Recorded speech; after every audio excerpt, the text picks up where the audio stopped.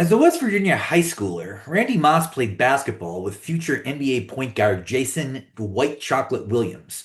Moss was still the best player on the team.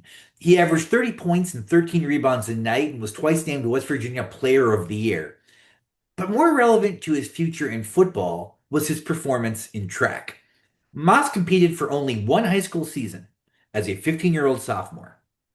He won both the 100 and 200 meters at the West Virginia State meet, and then he quit the team. 4 years later, as a sophomore at Marshall University, he capriciously decided to see what would happen if he ran at the Southern Conference indoor track meet. He won both the 60 and the 200-meter sprints, and then again decided to quit. Why Moss would only run track whenever he was a sophomore remains unclear, as are his motives for quitting. He likely viewed track as boring, a common opinion across most of American society. During college, I briefly had a work-study job with my university's sports information department, and I asked our laconic SID why the local newspaper never covered track meets. Track has a problem, he said. The fastest guy always wins. Every 4 years, the United States dominates track and field at the Olympics. For 2 weeks, it's on TV for 6 hours a day, followed by a 4 year period when almost no one in the country cares about track at all. There's always been befuddlement over why this happens, particularly since A, track is a popular spectator sport in Europe, even in non-Olympic years, and B, Americans traditionally love things that Americans are good at. But Americans don't need to care about track because we have football. Football is applied track and field. Football is track, but with purpose and drama and an unreliable narrator disguised as an oblong leather spheroid. Chuck Klosterman is the author of underrated novels such as Downtown Owl and The Visible Man, and the author of numerous works of nonfiction essays including Sex, Drugs, and Cocoa Puffs, A Low Culture Manifesto, I Wear the Black Hat, Grappling with Villains, Real and Imagined, and the 90s. My first interview with Chuck appeared on episode 56, which means I'm a very spoiled podcaster, and I'm even more spoiled to be able to speak with him about his brand new book, Football, which attempts to discover the cultural meaning of football despite its ubiquity and dominance in the United States of America, which makes that meaning seem too obvious to be noticed or worth commentary. Also, at some point, football's dominance will ebb, and the explanations for this collapse will be oversimplified and misunderstood by the later generations who will watch the sport fall. Chuck, thank you so much for coming back on the show. Thanks for having me, and thanks for calling my novels underrated. That's great. Mostly they're just described as also existing. Which is technically true. You're a very funny writer, no matter how philosophical you get. And I don't know if that's a byproduct of you can't help yourself or if that's you making a conscious choice to, I don't know, you realize you're not writing for philosophers, you're writing for what Virginia Woolf, I suppose, would call the common reader. The novels, like The Visible Man, not as many chuckles. Well, it is interesting when you bring this up. Like, okay, first of all, you said, like, is it I can't help myself, or is it conscious? I guess I do consciously want the books to be funny. I don't try too hard to make them that way. I guess I just always hope that's how it'll come across. Like, to me, The Visible Man is a funny book, but I think that because that there's sort of a kind of a dark underpinning to it, it's very easy to see the humorous parts as like troubling, like they're supposed to be troubling. But I appreciate you saying that. I just, they're hard to write, so I'm glad anyone read them. Oh, no, I recommend people read them because, they're gripping and great. And, I can see how sometimes the sort of rhetorical and semantic breakdowns between, this very interesting, disturbing person and, his therapist, if that's what we're going to call her, that's what she was hired to do. Yeah. I mean, it's a sort of a predictable thing. If you write nonfiction about your life, like in kind of a autobiographical or memoir form, the natural inclination readers have is to be like, I bet that's not how it actually is. I bet he's not actually like that. I bet it's a character. I bet it didn't really happen that way. But if you write fiction, they assume every character is you. Like people will see a character in my novels and they will assume that that must be some kind of surrogate for exactly how I am and exactly how I feel. But if I directly write about my own experience, people are always skeptical. It's just that's just how it is with fiction and nonfiction. It's You're like, putting us on. Yeah. yeah, exactly. Well, that actually, okay. We need to get deep into football. But before we do that, since this is where we are, your wonderful book, But What If We're Wrong? Thinking about Hmm. the present as if it were the past. There's a section where you end with this statement that made me kind of walk around for an hour just thinking about the statement. Let me read it to you, and you could tell me if it's not Sure. worth pursuing. I'm obviously intrigued by this now. I'm wondering what this will be. I forget exactly what section this was from, but there was an allegory of the fox and the hedgehog, and Hmm. you write, "This is the difference between the fox and the hedgehog. Both creatures know that storytelling is everything, and that the only way modern people can understand history and politics is through the machinations of a story. But only the hedgehog knows that storytelling is secretly the problem, which is why the fox is constantly wrong." I do believe that. I mean, and it's somewhat paradoxical considering what I do. But I do think that the human either inclination or perhaps reliance on understanding things through storytelling is mostly a social negative because I think that it prompts people to kind of gauge the truth of something through how much of the story resonates with them, as opposed to the content inside of it. It is very common that if you're reading some story or in the newspaper and it's a complicated story about a complicated problem, it will start sort of with this nut a graph of like this person experiencing it firsthand. And it's sort of, and if the writer's talented, they're able to sort of make you feel this intense sense of empathy toward this individual. But you can't think about problems in that way if you want to really understand how they operate, at scale. Like the ability for someone's story to move you is, I think, probably a detriment to your ability to understand how the world actually is. Because you're so focused on how can I convey some sense of this to others in a really compelling way, which is automatically manipulative. It's maybe manipulative always makes it seem like it's a calculated thing. It's just sort of the way things operate. I mean, you can, if somebody has a lot of force of personality, if there's someone who's really charismatic, they can tell you an untruth and you can accept it because of the way it's packaged and delivered. And so much of narrative storytelling is, you know, that is the goal, right? To almost make the person feel like the information they're taking in is not a collection of words, but the reality of a person or the reality of an experience.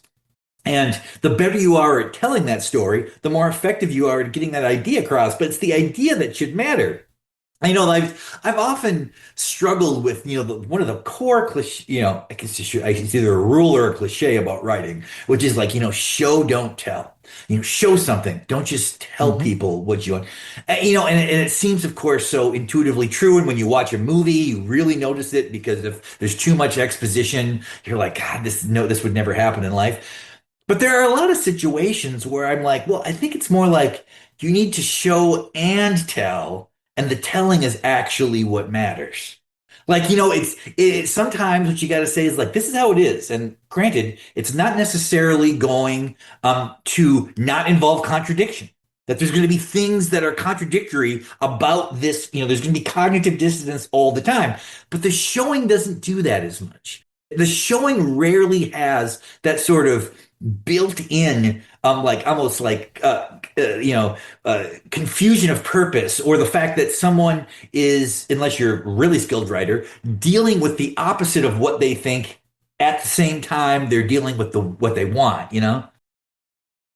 Well, it oversimplifies Hmm. the world. And I believe, what you're talking about is making it so that it's so much more difficult to see the world It is. because Well, we're it's just, preoccupied with maybe making money or getting fame or attention for being able to tell the story rather than being focused enough on well, the or thing in itself.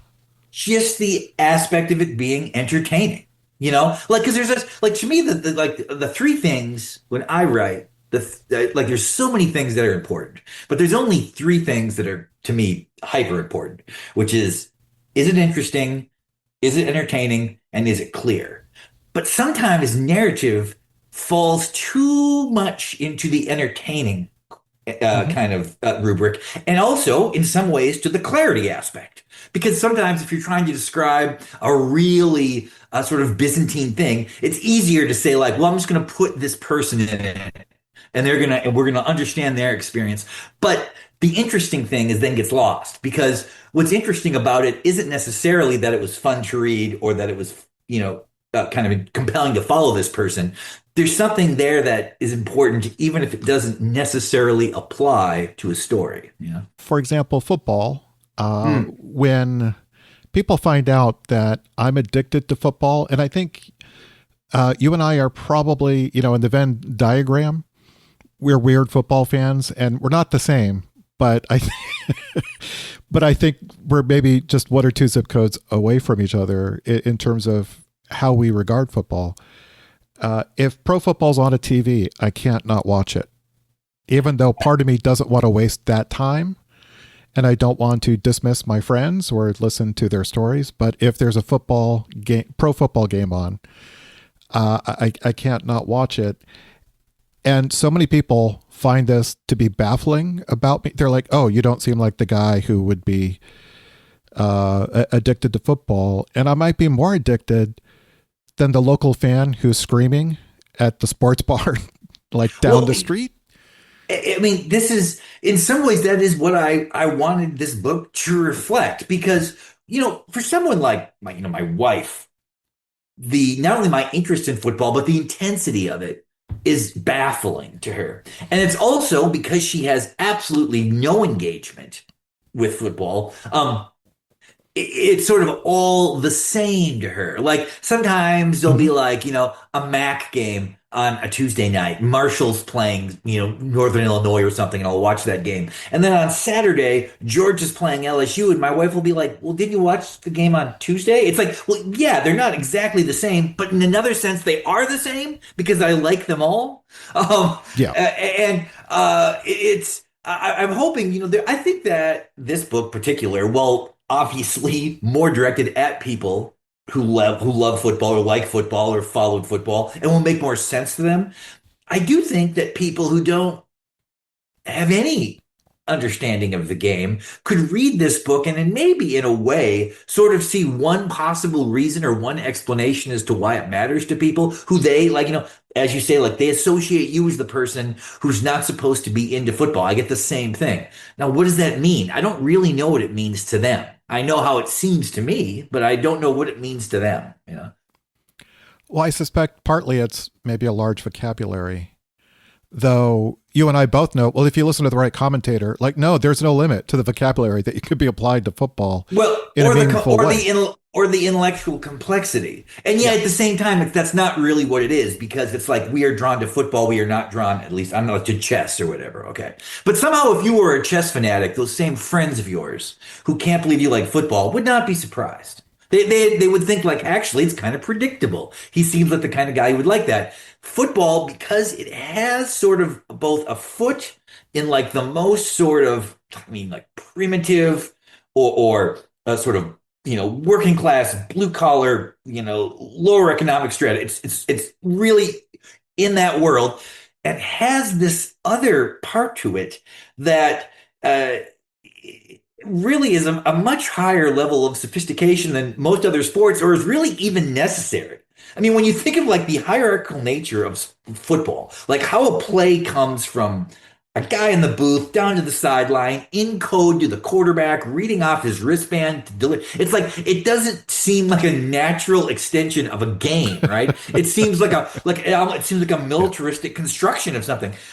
But those two things both exist. And it's the combination of those two things that I think make the sport so different, and so reflective of American society. Maybe not necessarily 21st century American society, but certainly 20th century American society. And I think that if you're trying to understand, the last 50 years of the 20th century and you want to use football as the prism, you would have picked a good prism.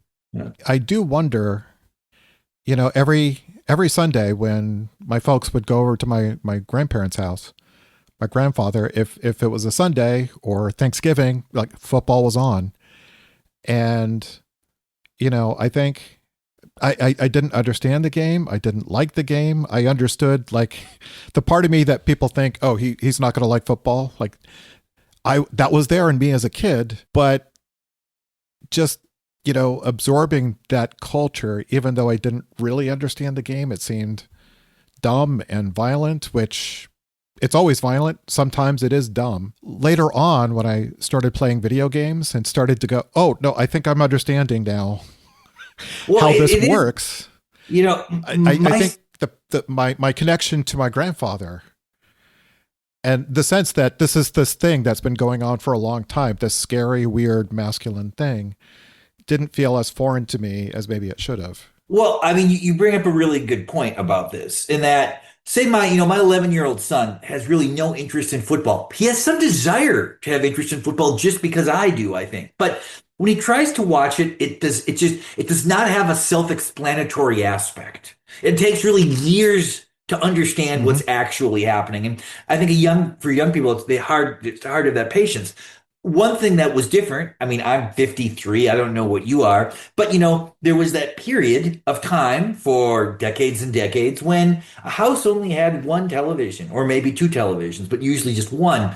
And there was only three networks and PBS. So if football was on Sunday or Saturday or Monday night, the whole house was kind of like engaged with it, even if they didn't want to. It was just going on Yeah. there. That doesn't happen as much anymore. Now everyone's sort of on their separate screen. I was watching football last night. I was watching the Sunday night game. My son was playing video games. My daughter was watching something on the iPad. My wife was on an iPad. It was almost like, there was this separation. And that makes it difficult because the sport is so difficult to understand. And, you can you can convince someone to become a fan and really understand soccer in a couple exposures. Like it's Yeah. like it's like there's a basketball even more complicated, but in some ways still simpler. Baseball gets harder and football becomes impossible. I mean, like the my son could ask me a question every play if we're watching. He could ask me like, what was that? What was that penalty? Why did they call that? Why did that guy have to report to the ref that he was wearing a different number? Like, there's so many things to it that make it seemingly exclusionary. It shouldn't be as popular as it is, and yet it is, and that's kind of what the book is about. Yeah. One of the reasons why it's popular now is video games. Hmm. And of course, the bigger reason, and so, yeah, there are 11 chapters in the book. And so you break down a lot of different interesting ways to approach it. But, a huge one, and it's what you open with, is football is a perfect sport for television. And I've been to exactly one pro game. It was a very expensive way to not see a football game. I mean, football is again unique in the sense that almost every other sport is. You can make the argument: is it better live or is it better on television? Now, hockey, for the most part, is kind of the exception. That's always better live because so much of hockey is the sound and feeling of guys coming against the plexiglass and just the nature of that sport, the coldness of it, being in the cold room with the guys, it kind of makes it a really good live experience. Every other sport, up to football, it's kind of it's a debate. It's like in baseball, it's nice to be at the ballpark. It can be a beautiful day, but the game is slow and the action is limited and the sight lines are limited.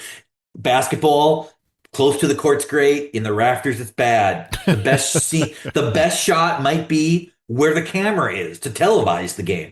Auto racing and boxing, palpable electricity, real excitement. hard to see what's really happening. But then football is different. Football is always better on television. And the key to that is that in all those other examples, the televised experience is in some ways trying to reflect the live experience. That seems to be the unspoken goal. With football, it's not like that. The experience of watching football on television has almost no relationship to watching it live. Every person watching a game on television is seeing the game better than every person inside that stadium, including the coaching staff, including the quarterback. It's an impossible thing to see without sort of the machinations of television. And that is really why football is more popular than every other sport combined. It's its relationship to television, which is why it's such a 20th century phenomenon. When I say that, like, I'm not sure if it still applies in the 21st century, it's because I think, I would argue, that the consumer relationship to television has changed dramatically. But when you look at the 50s, 60s, 70s, 80s, 90s, I mean, there was the most important medium and the most important sport. And it's hard to think when I started watching in the 80s, it's small compared to now. Like it's tiny compared to now.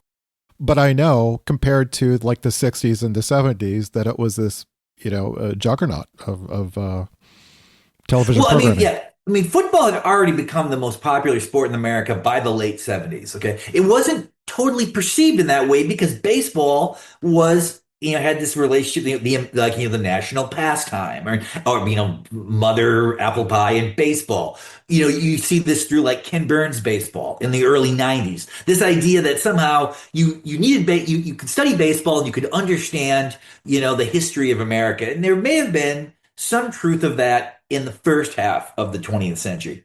That's not how it is now. I mean, football has been the most popular sport in the country since the 70s. The understanding of that really happened in the 90s and the late 80s. And since then, it has almost become a given. Like there's no one who would argue that, well, still, baseball is still the most important sport or soccer is now past football. Nobody would say that. You might say it's better, which is a completely different Well, thing. you can make it, yeah. I mean, it's one of those you could make a subjective argument for it. I mean, in sort of like the platonic sense, like I think basketball is a better game for a whole bunch of reasons, and I mentioned this in the book. But my relationship to basketball and my opinion about that is personal. Football is important, even if I wouldn't care at all. Like football has an importance to the fabric of how Americans think and operate in a way that's totally detached from fandom. That's an interesting point, one that you sometimes bring up because, you're not above pop culture, but you're a very smart person. And, you are very interested in what happens when something gets so big that people who barely care. Well, Or people who normally wouldn't care. yes. I mean, I mentioned a little bit, there's a chapter in the book about the state of Texas, and I mentioned the book and the movie and the television show Friday Night Lights. And if somebody who watched Friday Night Lights, you might remember, like, the earliest episodes of that show, there was this character, Landry, played by Jesse Plemons. Okay. Now, as the show goes on, by like the fourth or fifth season, like he's joined the football team. But in that first episode, he's a kid who has no relationship to football. He wants to be in a death metal band. But because of the town he lives, because of the place he is, and the people who surround him, his life is still kind of shaped and controlled by this game he does not like. And football is the only sport like that, like in a pervasive way. Like I'm sure there are pockets in the country where something that there's parts of the South, I'm sure, where stock car racing is just an inescapable thing. But football is that way kind of everywhere now. If you meet somebody and they say they hate football, it's actually more significant than meeting someone who says that they love it. If they say they love it, it's just like, oh, so you're like everyone else. So that chapter is called My Own Prison. And it's one of the more personal chapters. It's the most personal for sure. Yeah. In which you describe your heartbreak at identifying with the Dallas Cowboys team that almost goes all the way.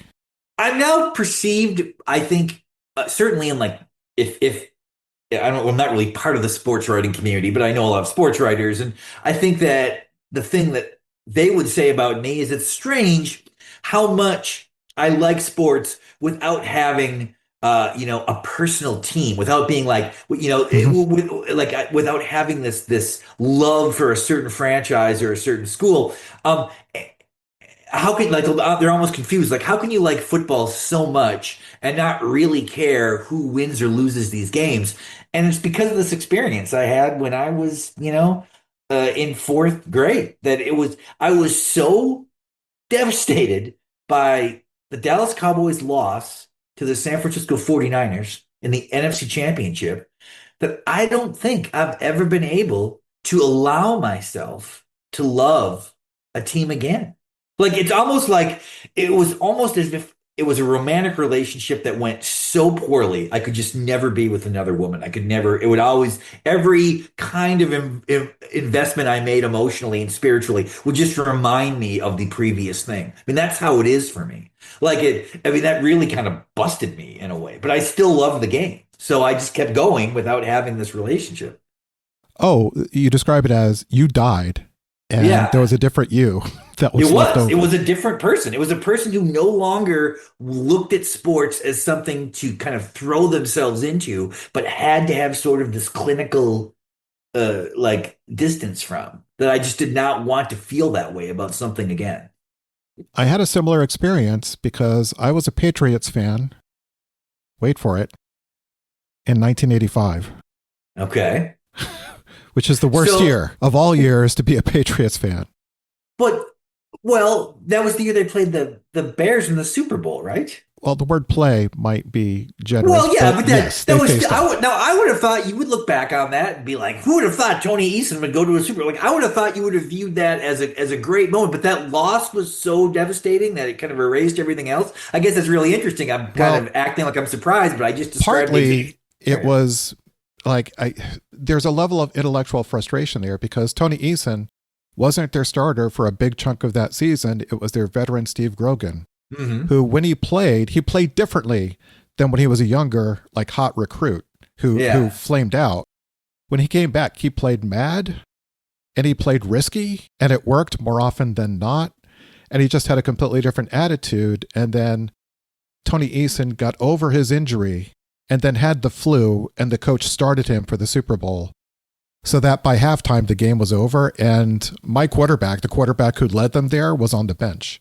Well, that's it. Boy, now my memory of this it just shows how different it is. Like, I kind of thought Grogan was done by then, but he probably still, like, obviously you're right. Like, he was still involved. I remembered him from when I first got into football in like 1980 or 81. And it was like Grogan, he loved to throw deep. He was kind of perceived as sort of like almost like a new kind of like Daryl LaMonica type. Like, he was kind of a wiry, strong arm guy. But had totally forgotten that was still playing that year they went to the Super Bowl. Tony Eason went down, and then suddenly their defense played really well, and they were good at stripping the ball and getting a lot of turnovers. But also Steve Rowan just like performed magic, and then um, the first half of the Super Bowl, it was one of the most humiliating losses in Super Bowl history. Hmm. So that when Grogan went in the second half, like the game was over, and you could see, okay, the Patriots are able to do things now, and it probably wouldn't have made a difference if he started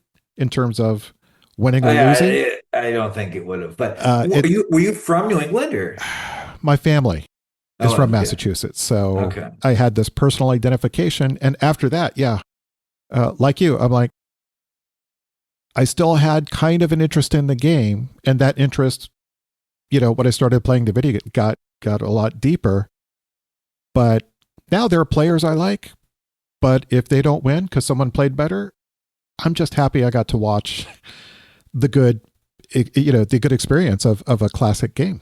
Well, it is an interesting thing how sort of sports fandom runs sort of parallel, or in sometimes I guess almost perpendicular to maturation, right? Because the Cowboys I liked in the who I loved in the 70s and 80s. Well, now obviously the players are different. Obviously the coach is different. Also the ownership is different. Also the stadium is different. Everything is different. The only thing that has remained are the colors.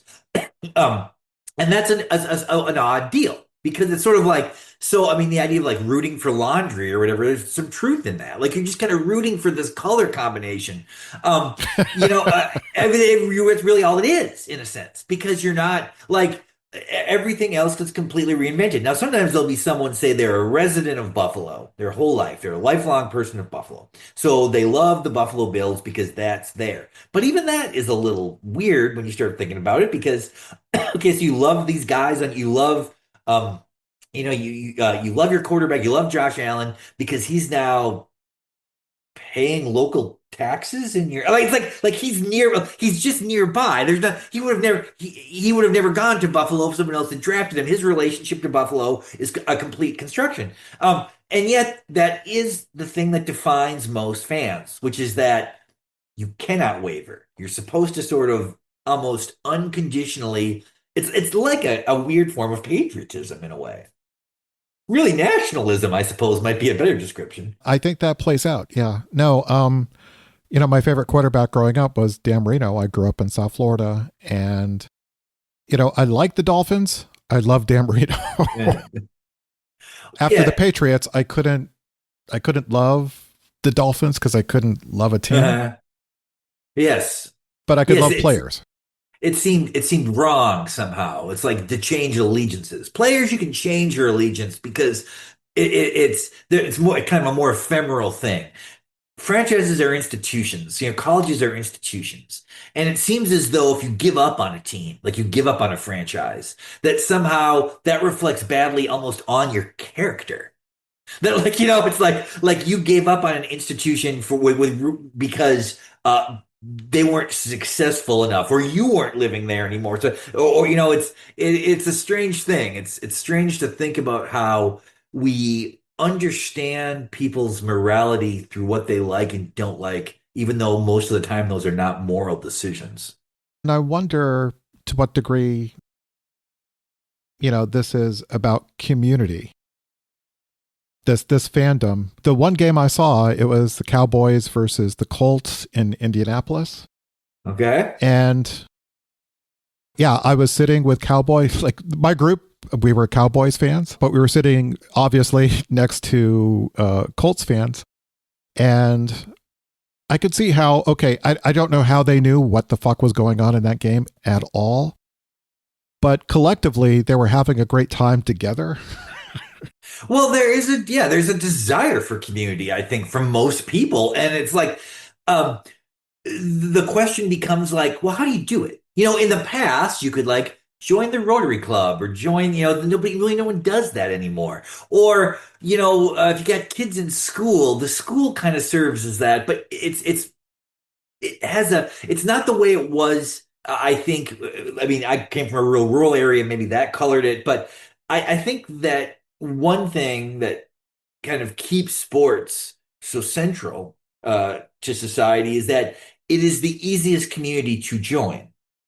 Like there is, sometimes people will talk about like political, like the left and the right, and they'll say like one of the problems with the left is that like if you have one thing you disagree with, they'll cast you out, but the right will be like, oh, you agree with us on this issue? Join. Sports are like that. Sports are like, oh, like if you show up at that football game and you were wearing a Colts jersey, that's all it would take.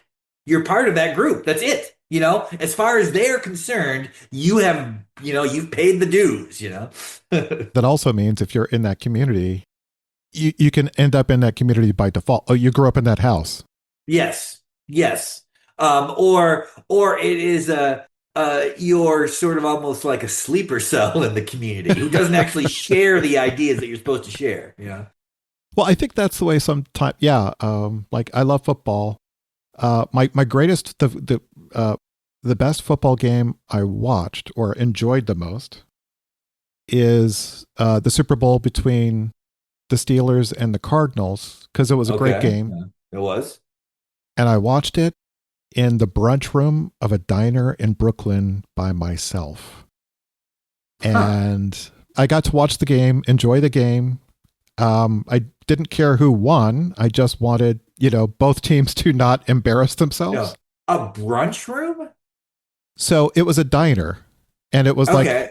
a Where? relatively I, small. I was living in New York at that time. I was living in Brooklyn at that time, actually, I So believe. it was a diner, and it had just a like a it's a small place because who's going to eat at a diner in Yeah. Brooklyn? Like it's not going to be overflowing except when they serve brunch. And so they had an even larger room than the whole diner that was only open for brunch. Interesting. And so Okay. that night, I'm like walking around trying to find a safe place to watch the Yeah. game. And it's Brooklyn. So I doubt there are going to be any Rabbit fans anywhere. Was it the Giants? And even if it was the Giants, I'm not sure that would make a difference. But, I could see through the slats, like, oh, they got the game and there was like a little bar in that brunch room. And I'm like, could I eat back there? And they said, yeah. So I tipped them real nice, had a Huh. very long dinner and just watched the game by myself. And I will say for the length of that game, I loved both teams. But yeah, if I had to pass a purity test, I would go insane. Like I don't. Yeah. Well, and like what in a game like that where you don't have a side, it's kind of interesting. You're kind of always rooting for who's behind.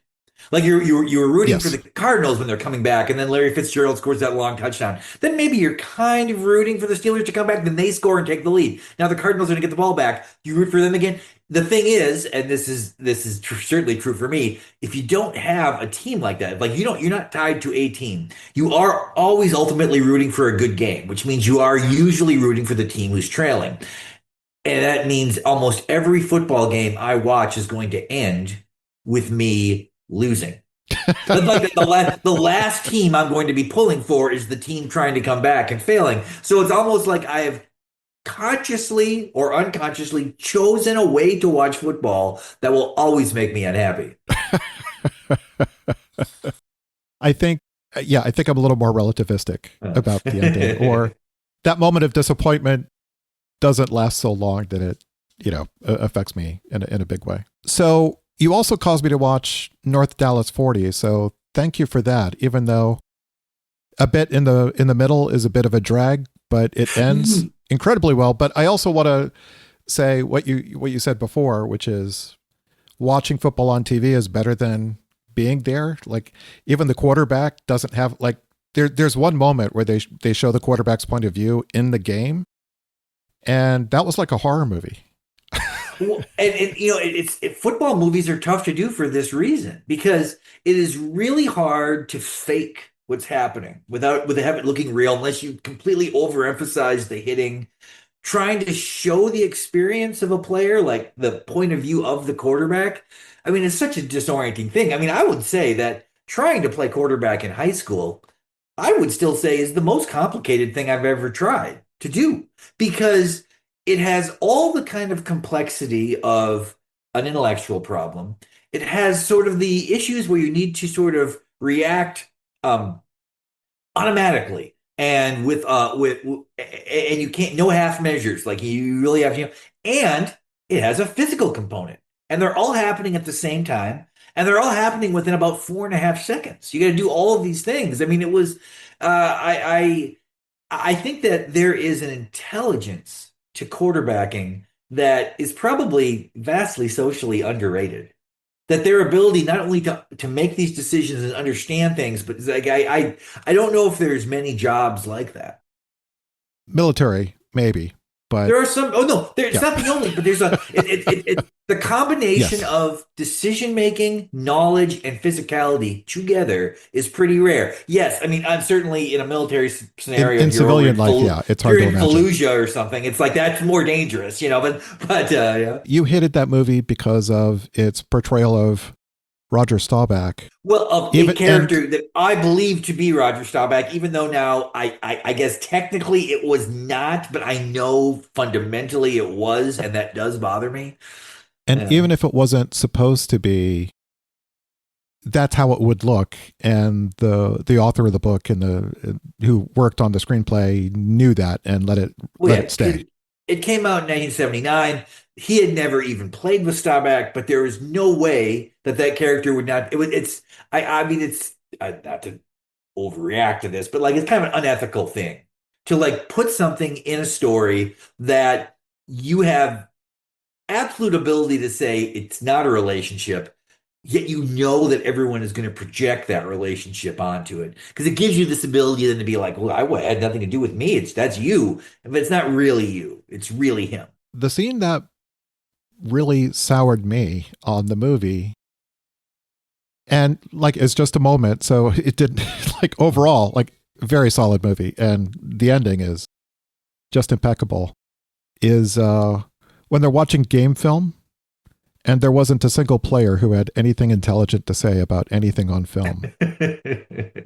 No single player in that entire room could say anything other than to make a joke or proclaim their innocence.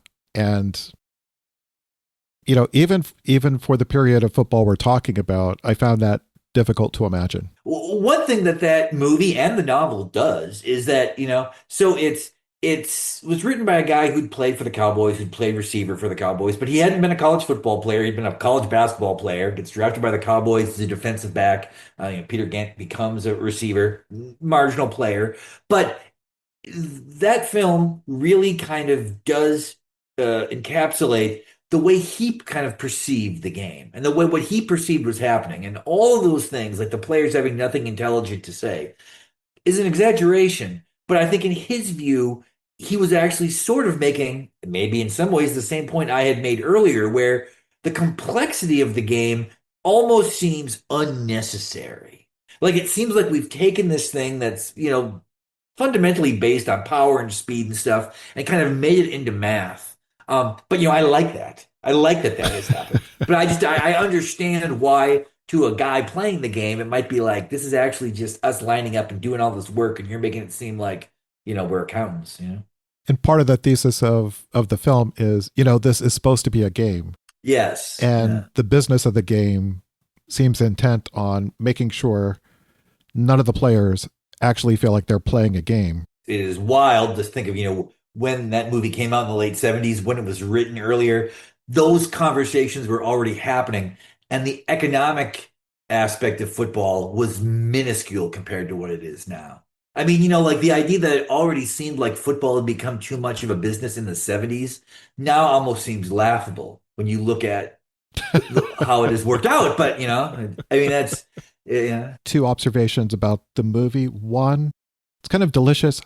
There's almost no football game depicted in North Dallas 40. We got a little bit of flashbacks to the beginning and then a brief vision of the game and then like the last 2 minutes of the game. But that's actually a strength because the football footage is the hardest to do. So it's almost better to show less of that than more. Counterbalanced by all the scenes of Nick Nolte, right, who plays our anti-hero, just in miserable fucking pain nonstop Yeah. and just taking pills and getting shots like through the whole thing. It was probably an important message. Like, oh, right, all the violence you like watching on Sunday, like this is what it looks like on Monday and Tuesday Yeah. and Wednesday. Well, I mean, it's just, yeah, it's kind of like, the consequence of glory. That's kind of what I feel like he's sort of trying to reflect in this. It's like, I love this thing. I do this thing. The toll it takes on my body is insane. I will live shorter probably, or if I live a long time, I'll be arthritic for most of my elderly years. And yet that's the trade-off. Well, there's this wonderful poetic detail, right? Nick Nolte wakes up. That's how the movie begins. Uh, There's blood on his pillow. Like uh. that's where the movie's starting is you're waking up kind of mashed in a pillow with your own blood. One of the things I notice about a lot of your work is just you're really striving to see things that we can't see. Because whenever anything gets too big or too ubiquitous that we just take it for granted, it's like the Wallace allegory, of the, this is water, what's water? And so, okay, I'm trying to come up with a question and I don't have one other than to say that I admire that and appreciate that. Well, I thank you. There's I mean, so many. I'm probably obsessed with the question, what is real? Like I think that if there's anything that's probably been in all of my books, maybe not the very first one, but in all the ones after that, this kind of grappling with this idea of like, well, okay, so we use the word reality, but what is reality? What parts are uh, hard reality that is true?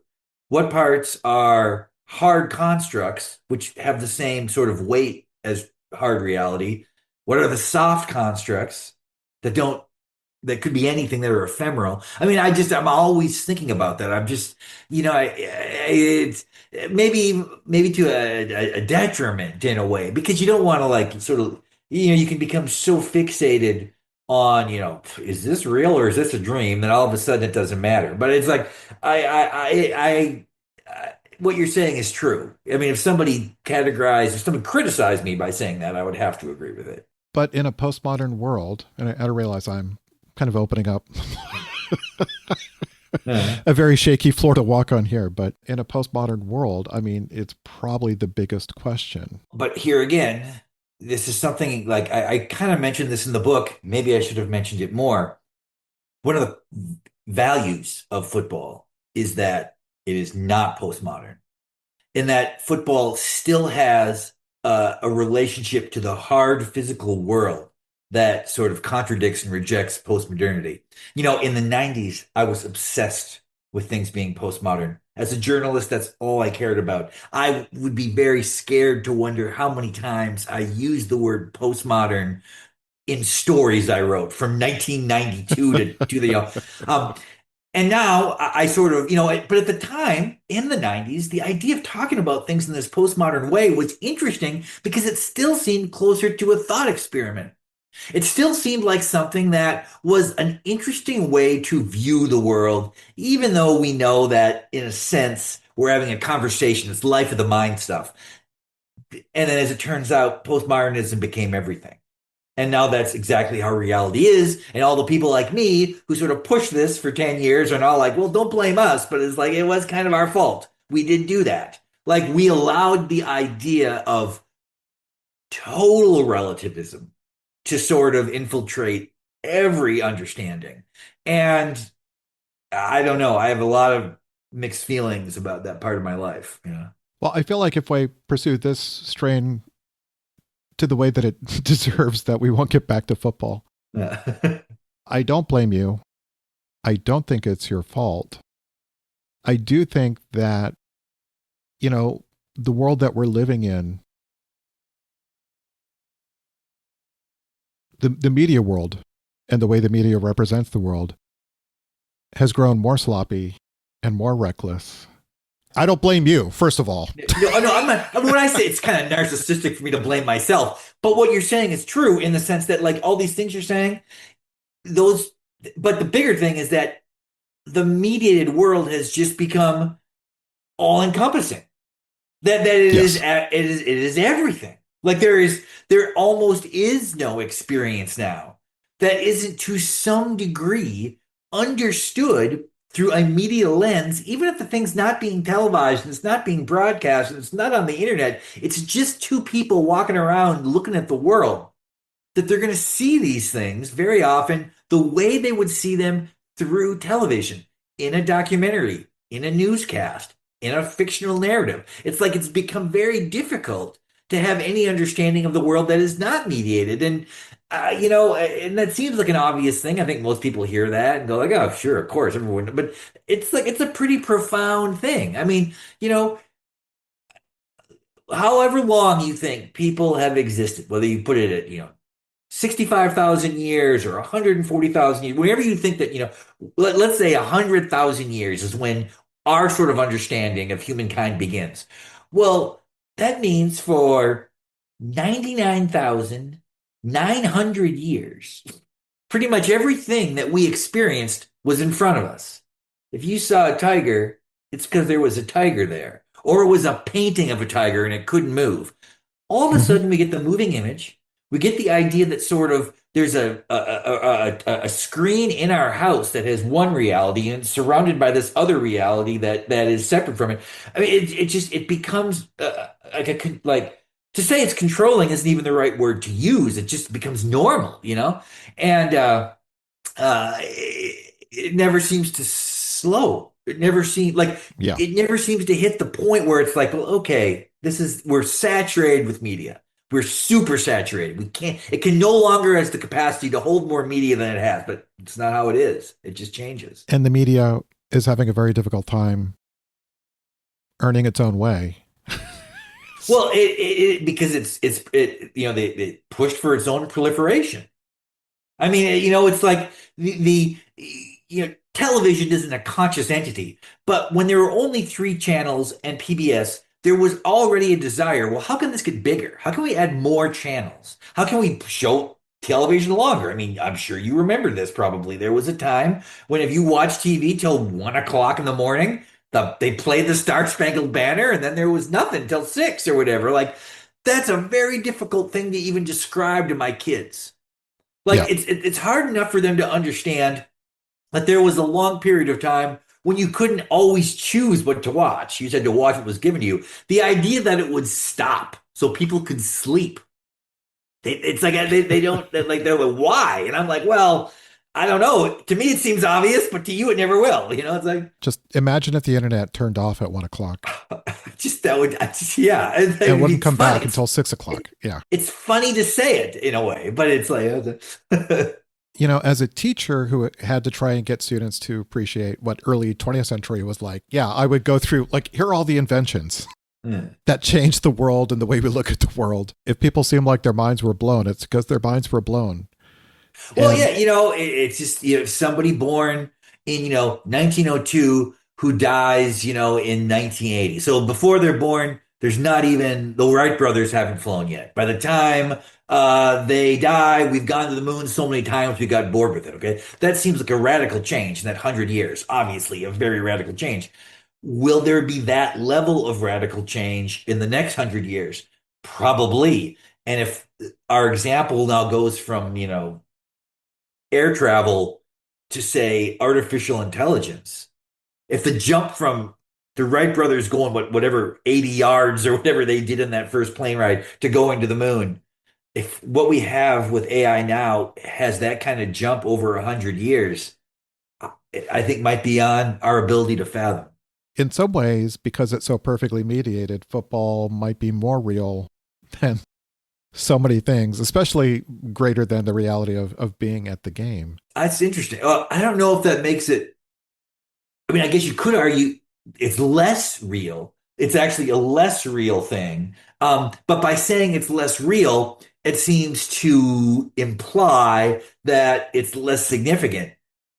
The significance might come from the unreality in a weird way. That things that are real um, maybe are increasingly difficult for people. It's very hard for a person in this modern times to wait in line without a phone, where you're just standing and waiting. That's too real an experience. They just say it's boring, but it's actually too real. There's nothing that's removing you from that circumstance. You walk through the woods by yourself. You have no phone connection. You have no one to talk to. You have nothing to look at. It's not just empty. It's like the world is there only one world is happening. I mean this is probably way out, we're going way off topic now, but what I'm just saying is I think the unreality of football might be the key. I think you may have unlocked the key. I think of how heavily mediated it is. There are so many camera angles that can be used so that if something confusing happens, it's like, okay, let's get another camera on that. And, like when I say it might be like the most real, it's an absurd way to define reality, but our ability to see the game and to see like what's happening in detail. And in some ways, I think that might force us to be more sophisticated, at least in our understanding of the game. Well, it's just, it seems crazy, but it's true. The amount of evidence you need to send someone to death for murder in most states is less than the amount of evidence you need to decide whether or not someone got a first down if they got to go to the review booth. If they go to the review booth, they've got to have indisputable evidence that you can visually see the first down was earned or not earned. That's a much higher standard than what it takes for so many other things in life. We've mediated football to the point where we can be accurate about it in a way we would never ever expect life to be. We would never expect life to be as fair or as sort of rigidly held to some kind of rule as we do to these sports, all sports, but football in particular. It's almost like science fiction. Yeah, it is. Did It he is. get a first down? Did he not get a first Yeah. down? It's like, Yeah. well, let's get the microscope out. A description of how football works on television, how the Super Bowl works to someone in 1955 would have been a science fiction story. Like Yeah. almost in every way. It would have been like, Ray Bradbury or whatever. You know what I'm saying? Kurt Vonnegut. Yeah. Yeah. That Yeah. would have been, Yeah. including all the things he would satirize, probably. Yeah. So, a really important chapter morally is chapter 9, the question. The question that you ultimately come up with, the wording of this is great. Should strangers be allowed to do very dangerous, very popular things? If you're talking about the violence and the risk of football, should we allow people to do it? You just can't be like, so should we let people play this thing that's violent? There's all these other things that are involved. The fact that you don't have a relationship to the person, but you're complicit because you're a fan. The fact that it is really valuable economically. Do we factor that in at all? Does it seems in some ways strange to bring in the aspect of popularity, but popularity is what makes us complicit because there's many things in life more dangerous than football that we have no problem allowing because we don't have sort of the cultural investment. We're not the world doesn't stop to watch bull riding in the way it stops to watch the Super Bowl, and that adds sort of the moral complexity of this question. Well, and there's the whole CTE problem. Yes. And like that's the crux of it is long-term brain damage that leads to violence and suicide and dementia. And then it's the kind of the question of, so everybody knows that CTE exists now. Everyone knows concussions are part of football. Everyone sort of understands that can have these long-term ramifications that are devastating. But does, the players still seem to have agency, or do they?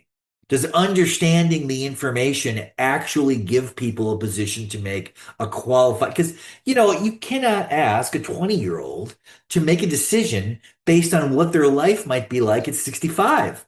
Like, I mean, you can ask it, I guess, but it doesn't matter what it Yeah. is. Like, it's going to seem so separate. And the upside in the short term is so great. Even at, not just the pro level or the college level, even at the high school level. I mean, what are the biggest issues kids have in high school? It's like, who are they? What's their identity? Do they feel normal? Do they have something they care about? Football provides those things. So even to a kid who is not going to make a dime from playing football, how do you convince them that you shouldn't do this because 50 years from now, you might have difficulty communicating with these children of yours that you can't even imagine having? Because you're not, it's like this, Yeah. it's an impossible thing. So the question of agency to me is always very interesting. There's always that fallback to think that, like, well, if people have this, they can make their own choice, but like, can we make our own choice? Can I make my own choice? I don't know. I remember reading about this a long time ago. The NFL pretended like this wasn't a phenomenon. And then as soon as they admitted that it was a phenomenon, they were all on board to try and minimize it and then acted like they were the most active group and Well, I mean, trying to limit this thing from happening. they did a brilliant, arguably diabolical thing. Anytime somebody would come out with negative CT information, they hired that person. The person would come out like, I think CTE might suggest this. There might be evidence of this. Okay, we're hiring you now. It's like, it really is like the smartest way to deal with the problem. Find every critic and pay them money, and give them a job. This is part of the overall problem of the expanding commercial nature of football. It can't just be stable. Like, Yeah, it can't. It can only get bigger. It's designed for nothing else. this is the problem with that capitalistic outlook is that's not infinitely sustainable. I mean, So, like I mentioned early in the book, how in 2023, of the 100 most watched television broadcasts in the country, 93 were NFL games, and then four more were college games. So essentially 90, seven or whatever of all of the 100 most watched things were football. You would think if you went to the NFL and said like, okay, what if we just sustain this? What if it's just like this in perpetuity? We don't, no, don't try to get any bigger. Just this. They would be like, nope. I think we should have some games played in Saudi Arabia or whatever the case. Like Right. they would never do that. Like that is like I'm not one of these big anti-capitalist persons. Like I'm a capitalist. I'm trying to make money selling this book, but I understand the problems that are kind of built into the system. One is which is that big things have to keep getting bigger. They're all that's just like it's the only way it works. And as a consequence, there will be a point when football is going to erode from the center of the culture. It's going to collapse, and it's going to be a dramatic collapse because nothing can constantly expand. There's just it's not possible. But we need the whole infrastructure of like pee wee leagues and then high school and Sure. And college. And you it game still out needs, how like all of these things could evolve. I mean, it, for this to work, like the structure's actually right now seemingly unassailable, but it's going to become more and more fragile the larger it gets. And what it's going to depend upon is that if things start going awry, if things start to collapse, that people still care so much that they're like, we can't have this leave our life. And I just don't believe that's going to keep going. If it happened, if the NFL started to collapse right now, there would be all these people would be like, oh no, we need this. We need this.